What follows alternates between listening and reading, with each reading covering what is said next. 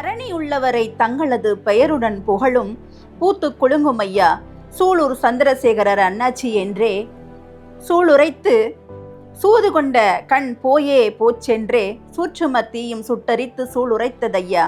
சூரியனின் பார்வை பட்டதனால் சுகமளிக்கும் சுந்தரனின் நிழல் பட்டதனால் சோர்வு கொண்ட உள்ளங்களும் தீர்வு கண்டதையா.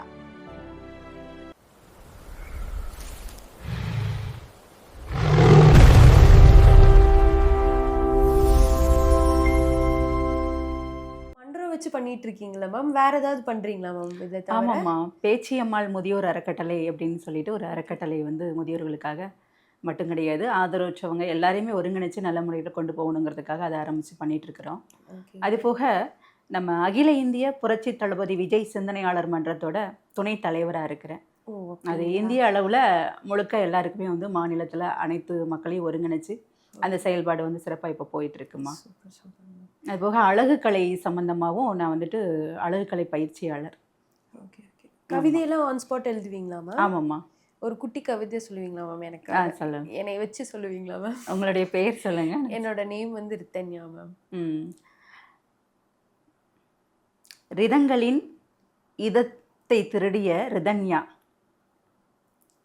சங்கீதங்களின் உதன்யா, ஆகவே தாங்கள் Rithanya. Super super. Okay ma'am, super ma'am. இப்போ இந்த மாதிரி ஆன் த ஸ்பாட் எல்லாமே சொல்லுவீங்க? சொல்லுவேன். அதுக்கு என்ன மேம் அர்த்தம்? அதாவது ரிதம் அப்படிங்கும்போது அனைத்து மனதை இதை கவரக்கூடிய அந்த இசை சம்பந்தப்பட்டதை சொல்லுவாங்க. உங்களுடைய பெயர் இதமாக வரக்கூடிய அந்த தன்மையில் ரிதன்யா அப்படின்னு வச்சுருக்காங்க, அதனால அந்த கவிதை. உங்கள் நேமுக்கு மேம் வேற ஏதாவது உங்களுக்கு பிடிச்ச கவிதை இருக்கா? எனக்கு சூலூர் சந்திரசேகரன் அண்ணாச்சியை பற்றி ஒரு கவிதை ஒன்று பாடலாம் அப்படின்னு சொல்லிட்டு இருக்கிறேன். தற்சமயமாக எழுதி கொண்டு வந்திருக்கிறேன். நீங்கள் விருப்பப்பட்டீங்கன்னா அந்த கவிதை நான் சொல்லுங்க மேம். சூலூர் சந்திரசேகரன் அண்ணாச்சியை பற்றி ஒரு சின்ன கவிதை. சூரியன் உதிப்பதோ கிழக்கு, சூலூர் என்றாலே சந்திரசேகரன் அண்ணாச்சி என்றே வழக்கு. முக்கணிச்சாரில் பொழிந்த அமுத ரசமே இவரது இதயம், முதல் தமிழில் வாய் திறக்கும் அம்மாவென்ற தாய்ப்பாசமே இவர் உதயம். இதய கமல இறைவனுக்கோர் இனிய கவிதை சாரலாய் சிறிய அன்பு காணிக்கை. வானகம் திறந்து வாழ்த்து மழை தூவ, வையகமை மறந்து நின் புகழால் கவிதை மழை தூவ. வந்தாரையெல்லாம் வாழ வைக்கும் வானோங்கிய கர்ணனையா நீவீர், தரணி உள்ளவரை தங்களது பெயருடன் புகழும் பூத்து குலுங்கும் ஐயா சூலூர் சந்திரசேகரர் அண்ணாச்சி என்றே சூளுரைத்து சூது கொண்ட கண் போயே போச்சென்றே சூற்றும தீயும் சுட்டரித்து சூளுரைத்ததையா. சூரியனின் பார்வை பட்டதனால் சுகமளிக்கும் சுந்தரனின் நிழல் பட்டதனால் சோர்வு கொண்ட உள்ளங்களும் தீர்வு கண்டதையா. நீர்வீழ்ச்சியும் நின் நிழலொளியில் குளிருதையா, நீங்காது நின் நிழற்குடையாய் ஒளிருதையா.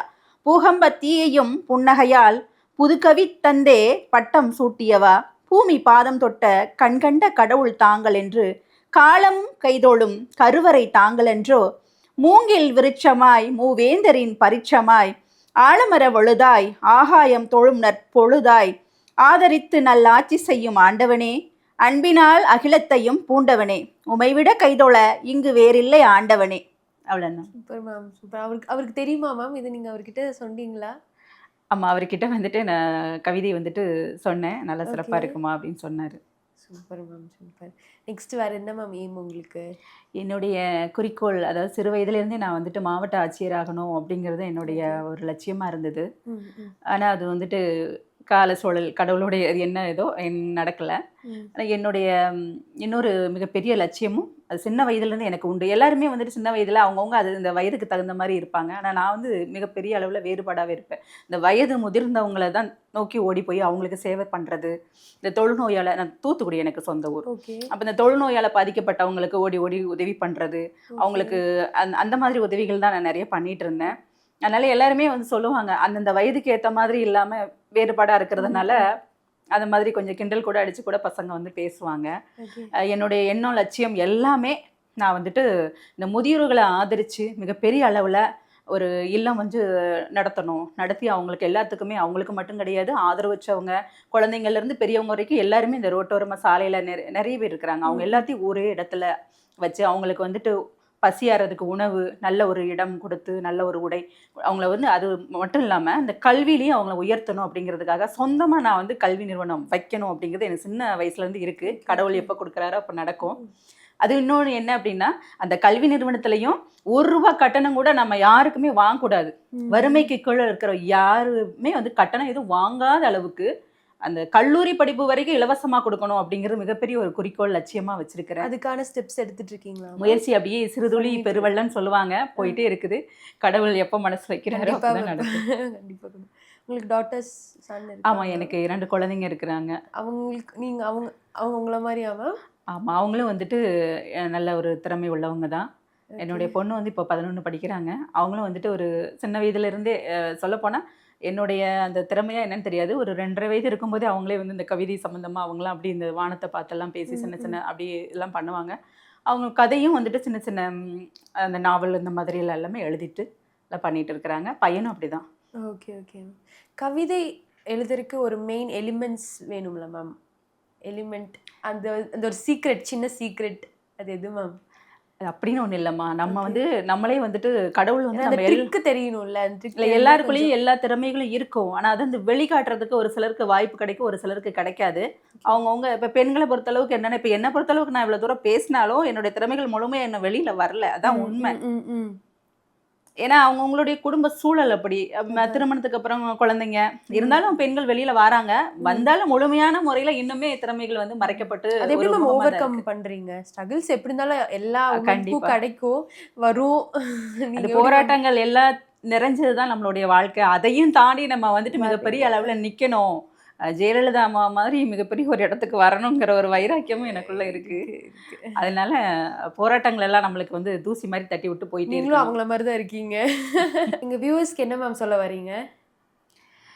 மக்களுக்கு வந்து என்ன அப்படின்னா, எல்லா திறமையும் இருக்கிறவங்கள நம்ம வந்து ஊக்கப்படுத்தணும் அப்படிங்கிறதுக்காகவே இப்போ நீங்களும் வந்து என்னை வந்து பேட்டி எடுத்திருக்கிறீங்க. மிக்க மகிழ்ச்சி. உங்களுக்கு மிகப்பெரிய ஒரு நன்றியை தெரிவிச்சுக்கிறேன்.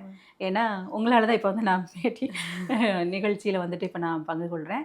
இதன் மூலமாக என்னென்னா, பார்த்துருக்கக்கூடிய அந்த மக்கள் வந்துட்டு அவங்களுக்குள்ள ஒரு திறமை இருக்கும். இப்போ என்னை பார்த்து நம்மளுக்கு ஒரு ஆள் கிடைச்சிட்டாங்க எழுதுறதுக்கு அப்படின்னு சொல்லிட்டு நினைப்பாங்க. கவிதையாக இருக்கட்டும், கட்டுரையாக இருக்கட்டும், கதையாக இருக்கட்டும், மற்றும் மேற்கொண்டு எதுவாக இருந்த சிலம்பம் இப்படின்னு அதுபோல் நலிவடைந்த கலைஞர்கள் யாராக இருக்கட்டும், உடல் ஊனம் அப்படிங்கிறது வந்துட்டு எதுலேயுமே ஒரு தடையே கிடையாது.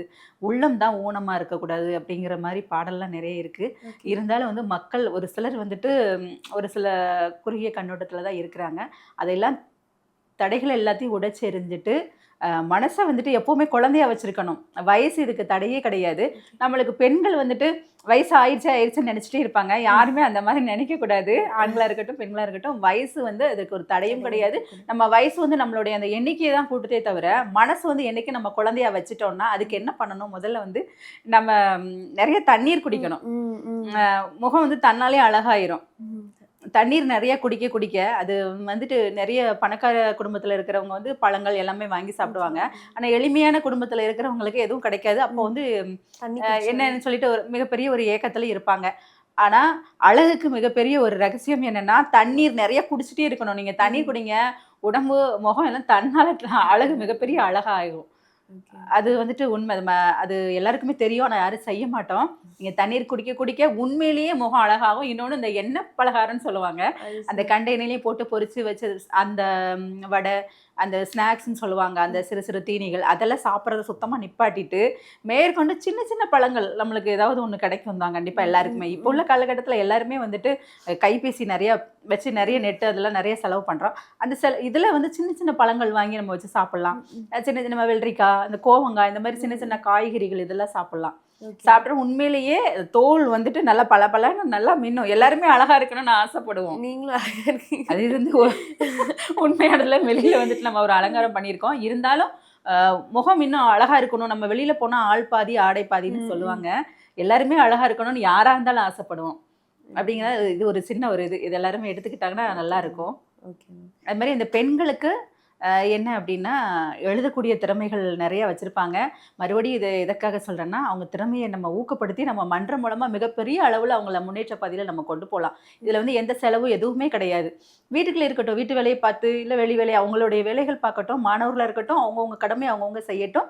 இருந்தாலும் அவங்க திறமைக்குன்னு சொல்லி ஒரு வாரத்தில் 2 நாட்கள் கொஞ்சம் ஒரு 1/2 மணி நேரம் ஒதுக்கி அவங்க என்ன திறமை இருக்குங்கிறது யோசனை பண்ணி, அதுக்கு ஏற்ற மாதிரி அவங்க செய்யட்டும். அதற்கு வழிகாட்டுதலாக அவங்கள வந்து நம்ம வந்து ஒரு ஏணிப்படியாக இருந்து ஏற்றி விடுறதுக்கு நம்ம கர்ச்சனை தொலைக்காட்சி வழிகாட்டுதலாக இருக்குது. நம்ம தேன் தமிழ் இன்னிசை கவிமன்றமும் அதற்கு முக்கிய ஒரு தூணாக இருந்து செயல்படும் அப்படிங்கிறது இந்த நேரத்தில் நான் தெரிவிக்கிறேன். தேன் தமிழ் இன்னிசை கவிமன்றம் எந்த நேரமுமே வந்துட்டு உங்களுடைய திறமையை ஊக்கப்படுத்தி உங்களை வந்து முன்னேற்ற பாதையில் உலக அளவில் வெளியில் எடுத்து போகணும் அப்படிங்கிறதுக்காகவே நம்ம வைக்கக்கூடிய அந்த விழாவில் நூலகத்தில் வந்து கொண்டு போகிறோம். கவிதையாக இருக்கட்டும், கட்டுரையாக இருக்கட்டும், உலக நாடுகளில் எல்லா நாடுகள்லேயும் வந்து நம்மளுடைய இந்த மன்றத்தோட கவிஞர்களுடைய மாணவர்களுடைய திறமைகள் வெளியில் கொண்டு வரணும் அப்படிங்கிறதுக்காக கவிதையாகவும் கட்டுரையாகவும் எல்லா நூலகத்துக்கும் கொடுக்கணுங்கிறதுக்காக நாங்கள் ஏற்பாடு பண்ணியிருக்கிறோம். நாம மறைந்தாலும் நம்மளுடைய எழுத்துக்கள் வந்து காலங்காலமாக இருக்கணும் அப்படிங்கிறதுக்காக இந்த ஏற்பாடுகளை நாங்கள் பண்ணிகிட்ருக்கோம். அதனால் அனைவரையும் நாங்கள் வாங்கன்னு வருக வருக என்று அன்புடன் வரவேற்கிறோம். வாருங்கள், எப்பொழுதும் தயாராக இருக்கிறோம் உங்களை முன்னேற்ற பாதையில் நோக்கி எடுத்து செல்வதற்காக.